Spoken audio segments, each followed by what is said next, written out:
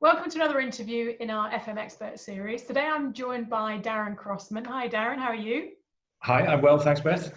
Darren is the Facilities and Safety Manager for the Welsh Rugby Union and the Principality Stadium in Cardiff, so he's incredibly busy at the moment. And Darren, you're going to share with us your experience of managing what is an incredibly high profile public space. You host major events, don't you, with capacity up to 75,000. I know at the moment life has been a bit different, but I just think it's a very interesting view on FM in a different context. So over to you, Darren. Okay, thank you. As you said, I've been here a little while. I've been here about 10 years. When I arrived at the stadium, I had come from a government contract. I was looking after the Welsh Assembly properties, a big portfolio spread across Wales. Came to the stadium with my traditional FM head on, and then arrived here, had a good look around, and literally within a matter of days, had a very rude awakening and had everything I know about FM stood on its head. And had to almost learn everything again from scratch, how we run the building and the business here.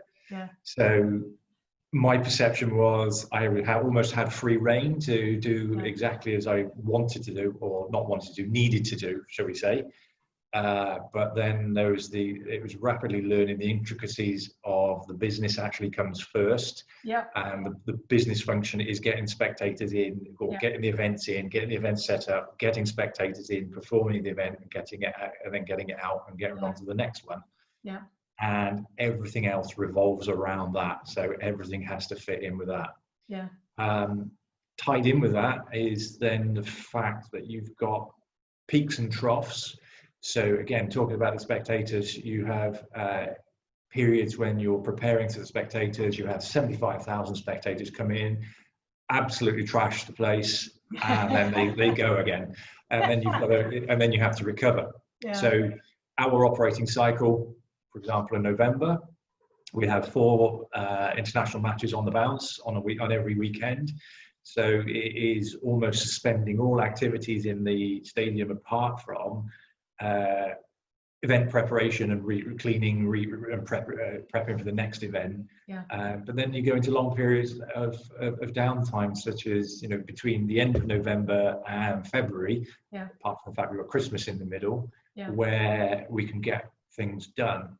And there are those periods. And you have, then conversely, you have the busy period in the summer, when everybody wants to take holidays, which is, and we have our summer events come in, which then causes problems because effectively we lock out the summer. So as human beings, we end up taking our holiday in the dark times of the year. I understand that.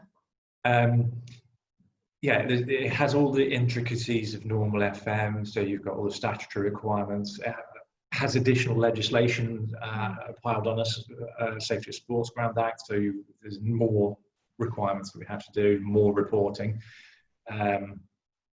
But I suppose in a lot of respects, it is like normal FM and trying to plan your activities in and around availabilities of the building. So M&E tasks, if you've got a boiler that needs replacing or servicing, then you're trying to plan that in and around major events. And then, because you have a hospitality department bringing people in for conferencing and exhibitions, etc., you have to try and find a spot in the calendar. So do you find yourself, in addition to the kind of the statutory minimum requirements, do you go over and above that to do it as a kind of, for big events, do you do a just in case check for any of these things? So do you go over and above the regular schedule requirement? Absolutely. So we have the statutories which we perform at the given points through the year, and then prior to a major event, we'll do all the we just term them the pre-event checks. So we've got a huge long checklist that we run through. So it is inspect. It usually provides us with a lot of defects that we try and get done before the event, and if not, we have to try and manage that risk level. And I think certainly being in the stadium has increased my knowledge and management ability of risk management, because whereas a lot of businesses are risk averse, we're risk averse, but you have to accept a level of it and deal with it. Yeah. You can't fix everything. Yeah. And 75,000 people, you know, however much you prepare the stadium, they're going to do some damage, aren't they? They're going to behave in unpredictable ways, and they'll be drinking, and you know, it's not like a normal FM office building that somebody's looking after, is it? No. And again, it depends on the clientele. You can have, we've had football matches here. You can have entire toilet blocks that are essentially destroyed by a couple of people in a matter of minutes. Yeah. And you then have the issue then of with that number of people in the building, taking a complete toilet block out is quite significant. Yeah. You're bringing back horrible memories of some of my experiences at Ascot, just to talking about this, actually. Yeah, it's very different. God, I mean, what are some of the challenges that you've faced that you could never have planned for? Can you think of some of the... I think when you look at simple things like cleaning, when you have that many people in the building, and unfortunately when you have alcohol involved, there are unwanted ejections from the bodies in the crowd areas, and you can't leave it. You have to clean it. How on earth do you get cleaners and their equipment in to get that cleaned? There are security systems. You're looking at security systems. When they fail, it has a significant event. Yeah. I've had, going back to last year, in fact, just before a Wales-England match, which is our biggest calendar event, yeah. I arrived at the stadium at 7 a.m. in the morning to find that there was no power in the building. Immediately went into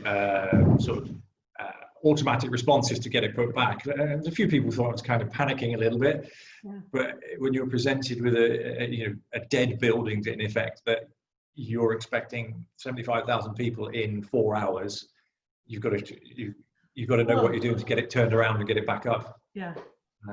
So there's some big challenges, and there are other things that you don't get. We have a retractable roof. In the media, oh my God, everybody talks about the retractable roof. Just the maintenance required on that and the operation on it is mind blowing. It's an old system, and one of the things here is the building's 20 years old. There are a lot of old systems here, and it's trying to manage and keep those running whilst forecasting to upgrade them and looking at opportunities to upgrade them. But and also, when you do then choose to upgrade, when do you find that window to do it? You know, you've got such a relatively short period of time, haven't you, to do any kind of major capital works? You talked about November to February, but that's not many months, is it? No, and in fact, because of the spread of events through the calendar year, you find that any capital investment program is going to be more expensive than normal, because you have to make provision for start, stop, and the contractors being on-site, off-site, on-site, off-site. Yeah. And it just makes the project management much more complicated than if you could get them into a building and just do it as a single job. Yeah. Now, you're at work at the moment, I believe. I am indeed, yes. Dealing with the challenges of turning your stadium into a hospital because of COVID-19. And we were talking before we started recording about the fact that that's going to gradually wind itself down, and has started. But I'd imagine for you and your team, that's meant that you've had just months and months of non-stop challenges. When the hospital first arrived, it was changing the use of a building into something it's not designed for. Interesting challenges, to say the least, and it did cause some heartache amongst for myself and for our team. I bet it did. Once all the conversion was done and we were up and running, it actually presented some opportunities. So whilst we have changed our operating profile and we're running 24 hours a day now and split everybody across 24-hour shifts, it's given us the opportunity to sit back and reflect, look back at how we operate, and we're effectively rewriting our operations manual. So looking at better ways of working, new ways of working, more efficient ways of working. in all honesty, COVID-19 is a horrible thing, but it's something good that's come out of it, is the opportunity to do it, and it's given us I would say probably once in a business lifetime opportunity to do it, because when else is the business going to pause, stop? And let's be honest, do you think you'd have done it had this not happened? No, we'd have just carried on muddling through, trying to do it. I give you the example. I've been here a long time, and I'm just starting to try and implement a computerized maintenance system, planned maintenance system. Okay. I've had it for 3 years, never had the time to get it programmed. Hey, I've got it. You actually had the software, but you hadn't done the inputting. Wow, doesn't that just go to show? Yeah. To get some of these done, the amount of work that has to be done at the front end to put the information in. Once you've done it, great. Yeah. But it's a huge amount of work. Oh, brilliant! So that's something you've started doing now. Yeah, so within the next 2 or 3 weeks, that will be complete, and we'll be actually running a computerized system as opposed to the manual database. Fantastic. Darren, listen, we're at our 10 minutes. We've gone past our 10 minutes, and I feel like we could have just carried on talking for about an hour. But listen, I think even just with this little short segment, you've given us a really fascinating insight into what FM is like in a completely different environment, a different context, and the challenges and the opportunities it brings. It's just everything is on a bigger scale, isn't it? Yeah. So I wish you all the best with obviously the continuation of things with COVID, and I think the fact that you've had a chance to review everything is, like you say, it's great that you've been able to take something positive away from what's been a really difficult time. So Darren, lovely to chat to you, and thank you very much for your time. I really appreciate it. Thank you, Beth. Much appreciated. Thank you. Bye then.